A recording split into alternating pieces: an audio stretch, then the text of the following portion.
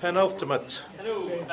So one of the problems that I have here is that I come from a literary theory background, so I'm not quite sure how much to cram in at the beginning, and not spend my entire 10 minutes explaining all the background and material, so hopefully it's not too in-depth. So I'm talking about three kind of key releases in 1967. So you've got, on the one hand, the producers with Franz Liebkind, the reformed Nazi, who at the opening of the musical, which is kind of based on his work, says, I'm the author, you are the audience, I outrank you, which establishes one of the ideas I'm going to be talking about as we move forward. Then you've also got, already alluded to, Roland Barthes and The Death of the Author, arguing against literary criticism's historical focus on discerning authorial intention through biography and academic criticism. And also you've got the kind of initial workings on HES, the hypertext editing system, the research project of Andy Van Dam and Tim Nelson, who I know everyone will be very familiar with, along with students at Brown. So one of the things that HES does is establish a framework which we'll see reflected in some of the later systems I'm going to be discussing. But one of the things I wanted to talk about first was just this distinction that we have within literary theory between what we call the artistic pole and the aesthetic pole. This is something we take from Wolfgang Iser.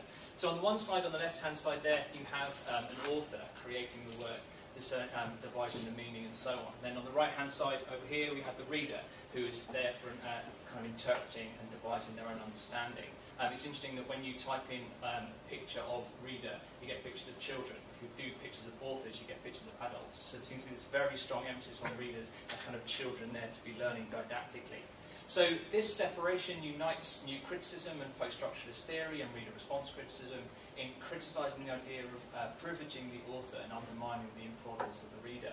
So what I want to look at is actually what's happening over here on the right-hand side in the process of interpretation. So I think most people are familiar with exegesis, the idea of kind of interpretation and reading the work and then understanding its context. So that critical interpretation of text is actually married to another term, which is eisegesis, reading into the text. It's something which in theology, from which we get both of these terms, is widely criticised. The idea of reading a biblical passage, for example, and reading into it something about your own life or something about your own existence or your own understanding about the world.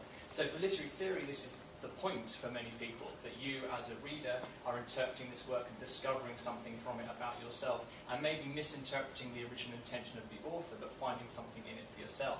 So this kind of interpretation, this idea of you as finding your own understanding, has some kind of challenges within it. So Stanley Fish talks about interpretive communities as groups of people who kind of provide established or acceptable meanings within a particular group. So who is it who moderates these communities of understanding? Who is it who creates the available, acceptable interpretations that are available at a certain point? Is it academics or critics or experts, which is precisely what Barthes was trying to criticise in the first place. So one of the things that eisegesis is about is subjectivities. It's about not relying on context or critical evaluation for validation, that you can have your own response to a work and not require it to be objectively correct or sanctioned by an author, or really in any way referencing other critical material in that context.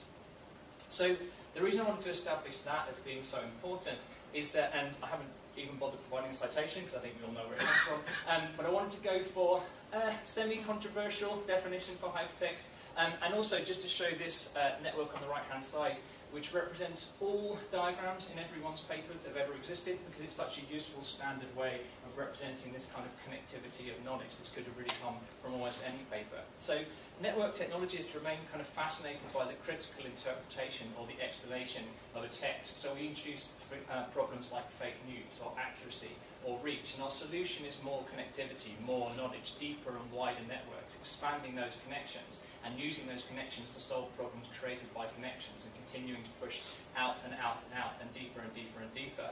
So when we're talking about this question of connectivity, we're already living in a networked society which increasingly makes granular connectivity the kind of sine qua non of its epistemological frameworks, trying to keep it in a 10-minute time frame here. So when we're starting to look at what we're actually doing, my question is whether we're looking at an eisegetic system or an exegetic system. Are we using and creating exegetic tools which end up being eisegetic? Are we creating tools and networks which create situations which encourage individual interpretations, or which encourage you to abandon personal responses in order to engage with a wider network and connect to other people? So Are we creating networks which acknowledge individual reflection and neutralise or negate other social positions? So if we think about things like quantitative linking, that depth and quantity of links creates importance or significance or raises the profile of a certain element, is that a positive or a negative consequence? Or is it important to think about revising the author-reader paradigm, whether the author is of equal significance to the reader and to what extent the tools actually reflect that balance? So one of the concerns I have in this area is that we have a culture which is kind of snarled up in context, increasingly split between this rabbit warren of conspiracy theory and a blinkered rejection of all but that which suits our personal bias, with an infinite resource of tools which we can use to access things which support our point of view. So to criticise technologists for devising algorithms which guide us towards ever more tailored content is kind of abjuring the responsibility for our entirely understandable preference of finding kindred spirits for our particular point of view. So as academics find themselves the focus of misinformation campaigns with their reach dwarfed by those who offer their audience something more palatable, we can ask whether there is any interpretation too outlandish to find a community and find supporting evidence which will back it up. So in a network that privileges all information equally, who can be blamed for favouring that which promises an end to that simultaneous uncertainty, offers a kind of guarantee of a reliable meaning? So where algorithms seem to be overstepping their bounds and channeling us deeper into our own preoccupations, we can ask whether this positivist impulse is directed by us being drawn onward by the hyperlink, a kind of guarantor of relevance, cybernetic in its most literal sense, or whether we're driven by our own desires to find that kind of certainty. So when we're ensconcing ourselves in these networks of connection, we're kind of undermining the interpretive experience of the audience and the reader.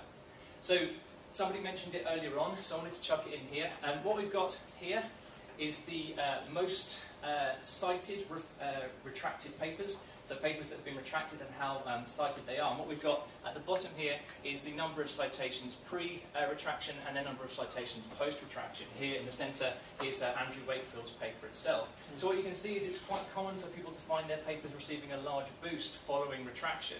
And the Science and Engineering Ethics Journal found that 5 years after retraction, nearly half of the articles written by Scott Rubin, whose papers were all fabricated, were still being cited, with one or two having a reference saying that this had actually subsequently been retracted, and many applying it completely uncritically. So that's a situation in which this kind of citation system is actually undermining knowledge rather than enhancing it.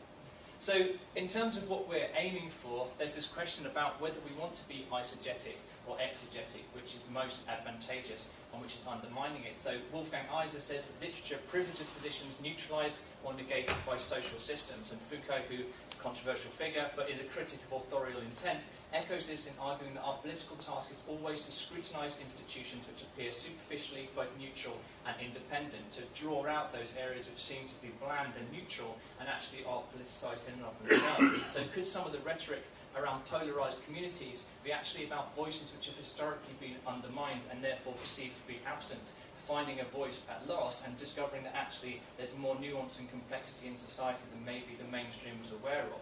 So such idealised works are contrasted with the rhetorical, didactic and propagandist, which serves only to reassure the thought systems already familiar to readers. So if we are going to seek a future for text which benefits from these vast networks, it may be in the curation and elevation of voices which cannot thrive in our existing flattened network structures. There we go. You can do it.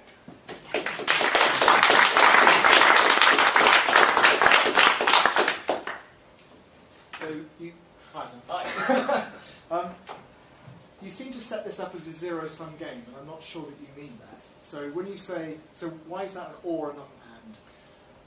I think it's partially about a kind of philosophical approach to how we think about these kinds of structures, and think also how we think about networking in general. So whether you're proceeding initially from the idea of connectivity or proceeding from the idea of trying to understand the purpose or the function of the audience members themselves and those readers. So I think you're right, it can be an and/or, and it can also be a scale. I don't think it has to be explicitly one thing or another. I think it's also about this kind of, and someone alluded to it earlier on, the balance between the kind of tech and social determinist question, or whether we're going kind of driving in a tech determinist direction, which 10 years ago was a kind of criticism, and now seems to be the kind of de facto approach that we take.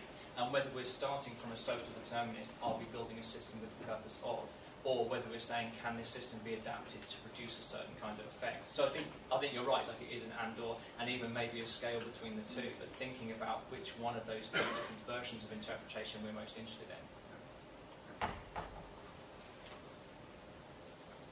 Yes.